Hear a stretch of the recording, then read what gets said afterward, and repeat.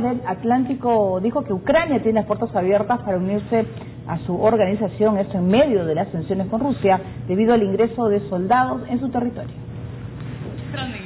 Vladimir Putin ha dicho que no quiere conflicto, pero le ha recordado al mundo que Rusia es una de las más grandes potencias nucleares. Gracias a Dios, creo que hoy nadie tiene en su cabeza desatar un conflicto a gran escala con Rusia, pero quisiera recordar que Rusia es una de las más poderosas potencias nucleares. No son palabras, es la realidad. Estamos robusteciendo nuestra fuerza de disuasión nuclear y nuestras fuerzas armadas definitivamente son más compactas y eficaces. Este inquietante mensaje ha venido un día después de que aumentara la tensión entre Ucrania, Rusia y la comunidad internacional por los reportes de la presencia de combatientes rusos en el oriente de Ucrania. Y aunque el canciller Sergei Lavrov dijo que estas son solo conjeturas de Occidente y no hechos reales, hay imágenes que pueden decir lo contrario. Según los expertos del Instituto de Investigación Internacional de Estudios Estratégicos, este video aficionado publicado la semana pasada podría confirmar que Rusia abastece de armas y maquinarias a los rebeldes. Pero además los separatistas están demostrando obediencia a Vladimir Putin, quien les pidió hoy liberar a los soldados ucranianos que se entregaron en las zonas de enfrentamiento. Según ha dicho el mismo dirigente prorruso Alexander Zakharchenko, habilitarán un corredor humanitario para que las tropas ucranianas rodeadas puedan retirarse. Por su parte, el secretario general de la Alianza del Atlántico también ha dicho que Rusia está violando flagrantemente la soberanía ucraniana y además ha dejado la puerta abierta a que Kiev ingrese a la OTAN, un gesto que frente a las indirectas amenazas rusas podría significar solidaridad y respaldo internacional ante esta crisis. Conflicto que desde su inicio a mediados de abril ha dejado un total de 2.593 muertos, incrementándose en 300% durante el último mes, con un promedio de 36 personas asesinadas por día. Muy bien, ¿cómo se puede entender, Francisco? Es una amenaza de Putin. Sí, claramente. No, claramente. Es una amenaza, sí, es clarísima, ¿no? Claro, pero es que bueno, yo imagino que estará pues muy molesto también por las declaraciones del presidente Obama de ayer, ¿no? De mayores sanciones a Rusia, que lo responsabiliza de toda la situación que se está viviendo en Ucrania, pero es hasta dónde está dispuesto Putin a avanzar, ¿no? Como que no está muy clara la situación. Dice que no quiere el conflicto, sin embargo demuestra todo lo contrario. Sí, porque ya no cabe duda a estas alturas de que hay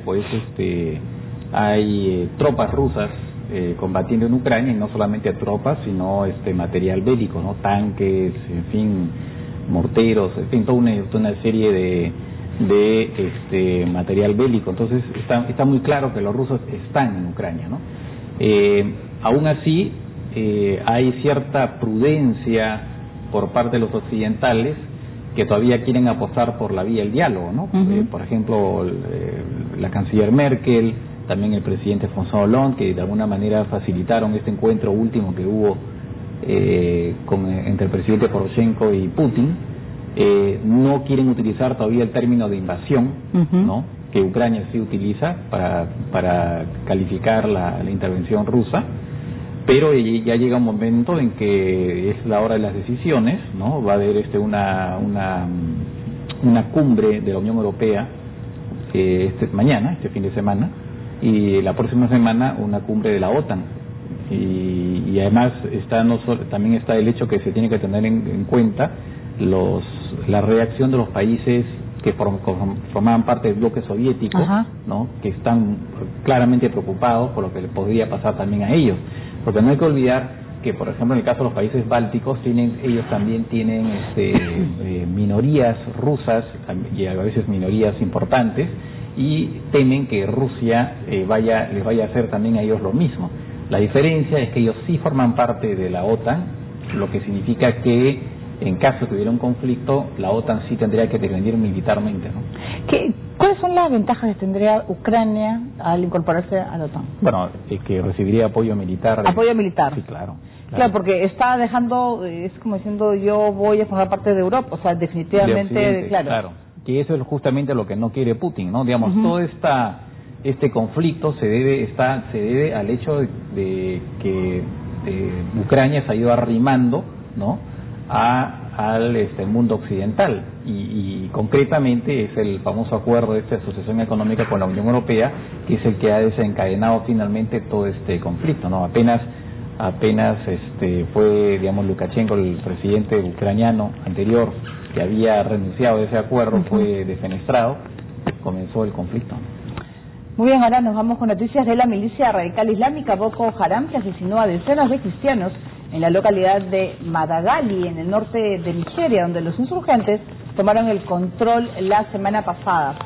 Madagali, situada en el estado de Adamawa, está localizado muy cerca a Wosa, donde el pasado domingo este grupo fundamentalista islámico declaró un califato desde que la milicia radical se apoderó de la localidad y empezó con la persecución de cristianos.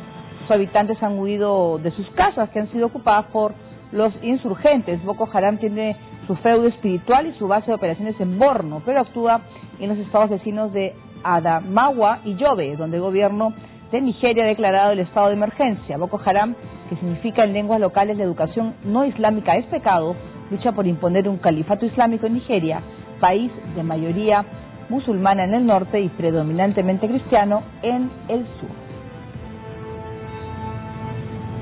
Muy bien, estamos viendo pues conductas similares al Estado Islámico, no lo que está realizando Boko Haram en Nigeria, ¿no? Y por ejemplo, no sé qué se va a hacer también contra ellos, ¿no? Que ese es un peligro también.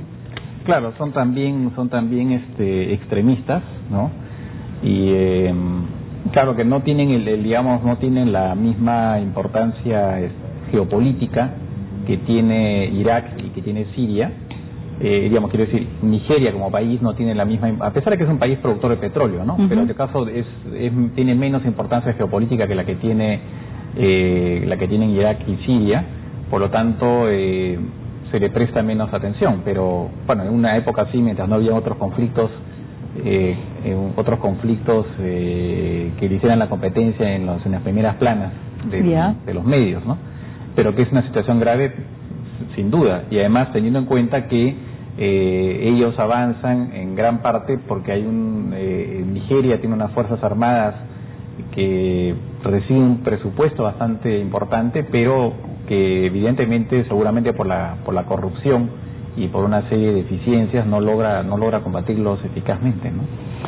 Muy bien, vamos a cambiar de tema, nos vamos a Libia. El gobierno de transición dirigido por Abdullah al-Thani presentó su renuncia con el objetivo de restablecer la seguridad y el Estado de Derecho en medio de la crisis civil. El Consejo de Ministros que encabeza el primer ministro Abdullah al-Thani presentó su renuncia al Parlamento, que se ha trasladado a la ciudad oriental de Tobruk por razones de seguridad. Según un comunicado que se publicó este jueves por la noche, al-Thani denunció que no cuenta con autoridad real en el país, donde las milicias armadas se han apoderado de la ciudad de Trípoli y han tratado de instaurar un gobierno alternativo.